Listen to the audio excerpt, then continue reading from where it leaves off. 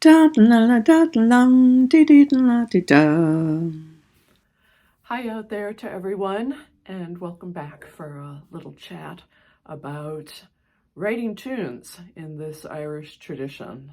I really appreciate you all being here again, and I thought I'd say something about that.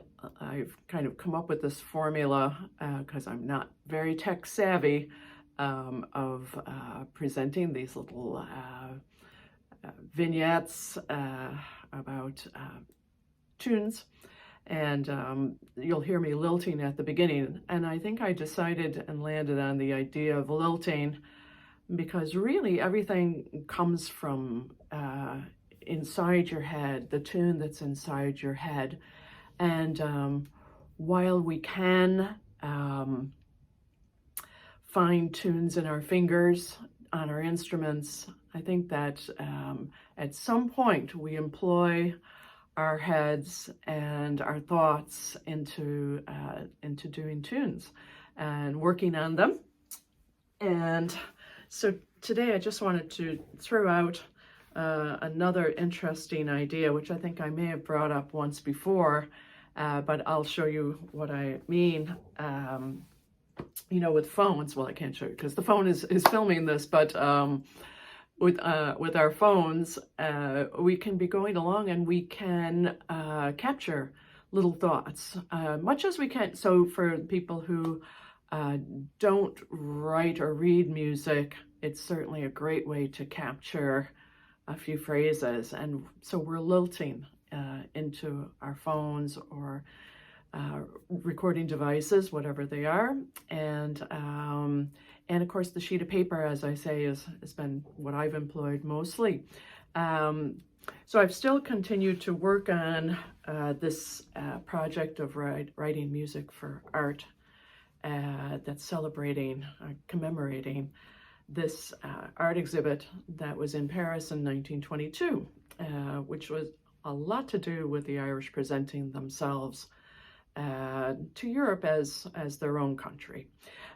So one thing about it being in Paris that occurred to me was it would be very nice if there was something with a French flavor to it, which brought me immediately to thinking about the accordion music, very romantic kind of accordion music that you'll hear from France. And so I did something that I don't usually do, and I decided that I would just sit back and that I would turn on the phone, voice memos, and that I would lilt into the phone whatever came to the top of my head.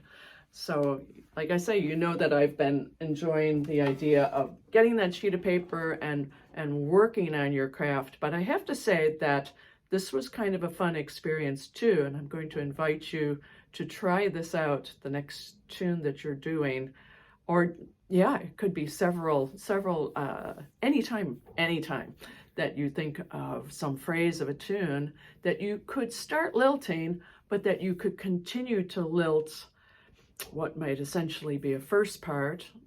So what I did was I thought about French waltzes, accordion. I turned on the voice memo and I just sang into the phone off the top of my head, and then stopped and then thought about a second part for a second, turned it on, no critique, and just went for it. And that was the second part.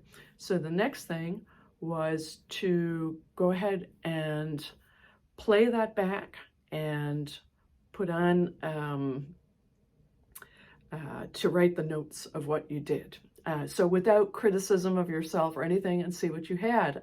And so there you go. This is, I think, quite an interesting thing. And I do think there are people out there in our world that make up tunes like this. And I've often heard of people saying such a one, they wrote 600 tunes, and such one wrote 900 tunes. And I would always say, wow, that's almost impossible to even conceive of.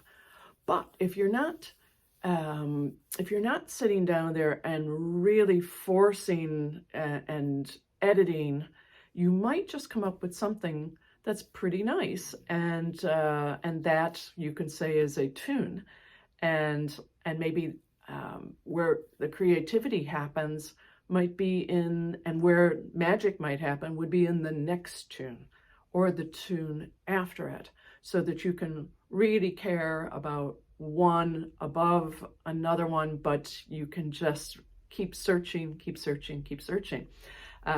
So again, I don't do this too often, but so remember,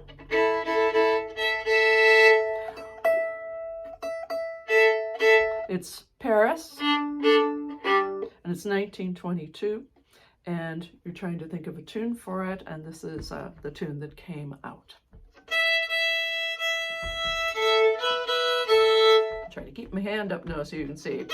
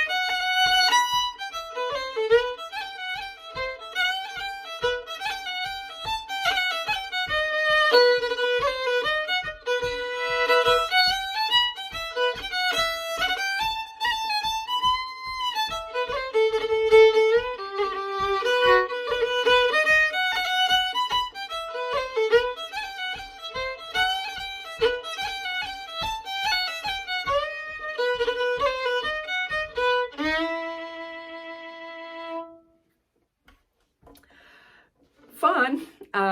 So I invite you to do what I just did there a few months ago, and I had the tune recorded for this project by Damian Connolly, who's a great fiddle player and accordion player, and he plays it on the accordion, and his very talented son Damian backs him up on the piano. So I will add their playing of the tune, and as I say, this is for a project, and so I'm just going to leave the entire track on.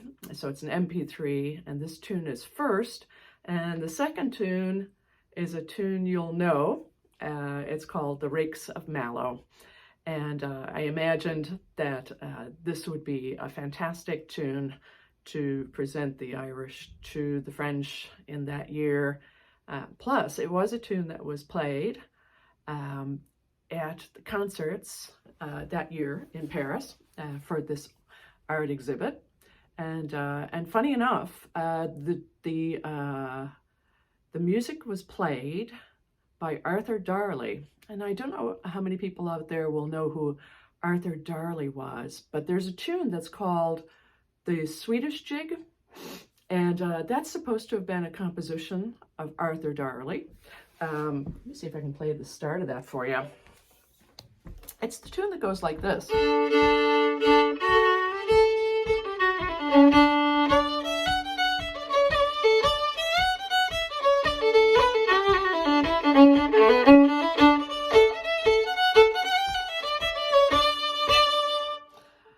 Let me know if you know that tune.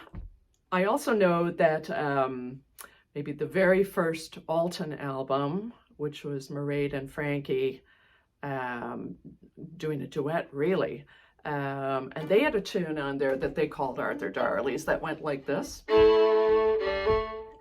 Let's see now.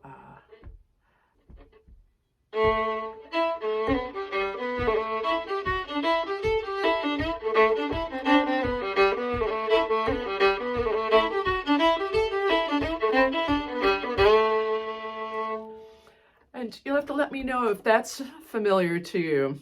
A fantastic tune, and I used to teach it once in a while, many moons ago, at the old Elkins, West Virginia, Augusta Heritage Workshops. I remember teaching that maybe more than once because it was very popular at the time.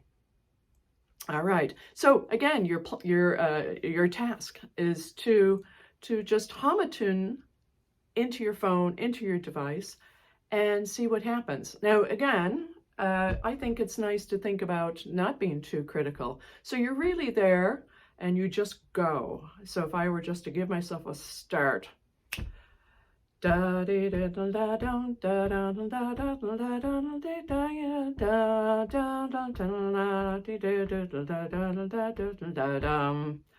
then I would write that down and see what it's like. And this may be your preferred method of writing tunes, everyone.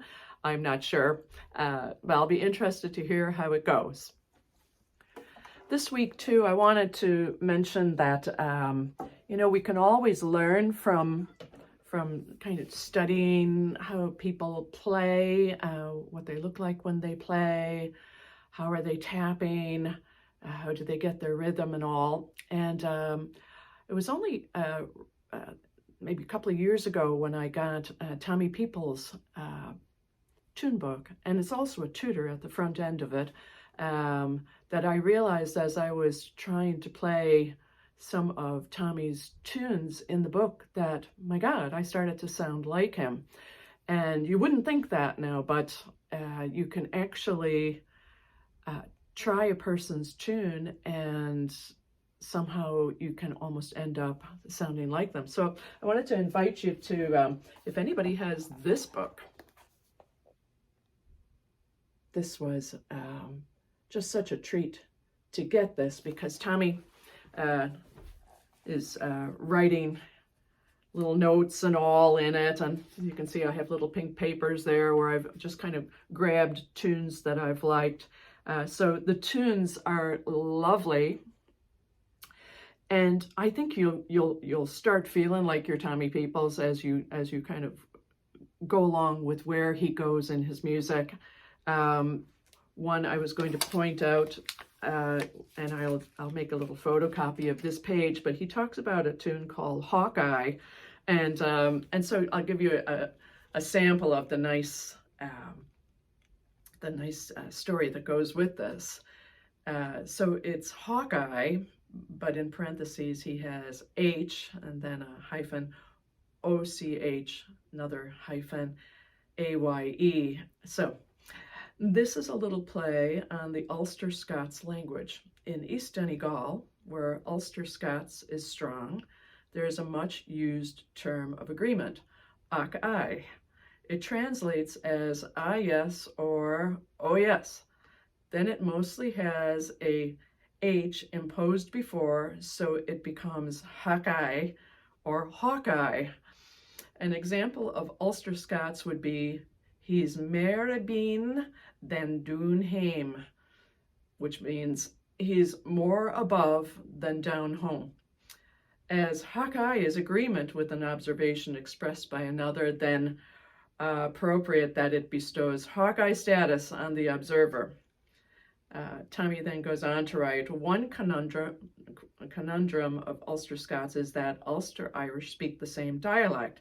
Does theirs then become Ulster Irish Scots, or heaven forbid, Irish Ulster Scots, or Ulster Scots Irish? And do the Scottish speak Scots, just plain Scots, or Scots English? This then has me in search of the Ulster Scots or Scots words for agree, disagree, agreeable, disagreeable, or disagreement. It says, does failure to find mean that the language is in reality a Scots-English dialect? Anyway, the book is full of Tommy's interest in language and his stories and also his autobiography, really. So I'd invite you to check out the tune that's called Hawkeye Strathspey, and I'm going to try playing it, although I was only just looking at this one, remembering that I wanted to mention this to you. So I'm going to see what happens if I go over here. Oh, yeah. And I just have Tommy's book out there. Anyway, played badly, but I'll give it a couple of tries and we'll see what happens.